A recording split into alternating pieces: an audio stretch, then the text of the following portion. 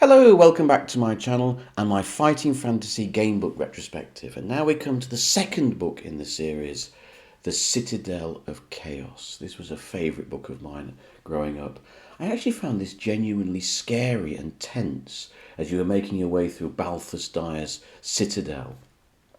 So, Steve Jackson and Ian Livingstone have written Warlock of Firetop Mountain together, and now we get the first solo Steve Jackson adventure, and immediately you notice something different, something special. Don't get me wrong, I love Ian Livingstone, but I think there's something really special, real character and texture in Steve Jackson's books, and I think they're the best actually. First of all, I love the fact that he introduces magic, these spells that you get. I always preferred the books that have got spells in them. And you've got creature copy, ESP, fool's gold spell, illusion spell, levitation spell. My favourite was creature copy, where you can create a complete copy, a complete simulacra of any monster that you face. And the best one is where, right at the beginning of the adventure, there's this kind of whirlwind woman. She's a woman that's made of a tornado, and you create a copy, and they just sort of bounce off each other, which I thought was quite amusing. I think the monsters that Steve Jackson comes up with are just fantastic. There's so many great sequences in this, like the wheelies, these little sort of biscuit-shaped things that wheel down the corridor, cartwheel down the corridor towards you. There's the old woman by the bank on the underground river, and if you try and attack her, her clothes become ghosts.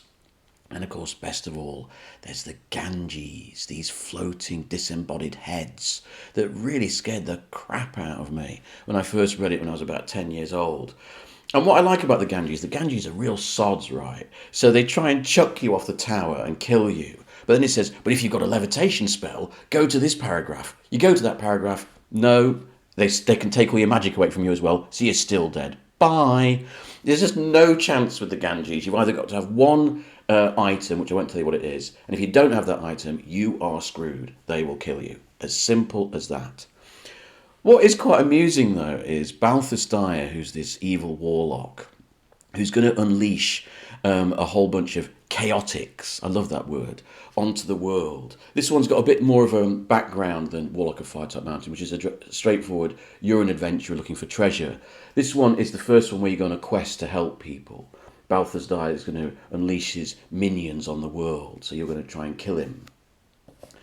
And what I like about this is Balthus Dyer, he's got this evil sorceress wife. So you think, oh, we're going to have two baddies here. But in fact, all you've got to do, when you meet the evil sorceress, she's lying in a bed, and you give her a hairbrush, and she thinks, oh, that's nice. And then you can go through the bedroom, getting a golden fleece along the way. That's the kind of person you want to meet in one of these fighting fantasy adventures.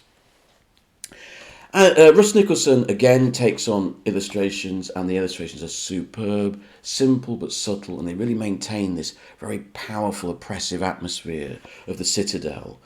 I'm not so keen on the cover by Emmanuel. It's a good cover, but I don't think it really suits the sort of atmosphere that Steve Jackson is trying to create, this very dark, oppressive atmosphere, but with lots of black humour in it. I mean, I love, for example, that first illustration of the dog ape and the ape dog. For some reason, I was kind of obsessed with that as a kid. You can see how much I played it, look, because there's pages coming out. So I don't think this really captures that sense of, dark humour and sort of, interior atmosphere in the book.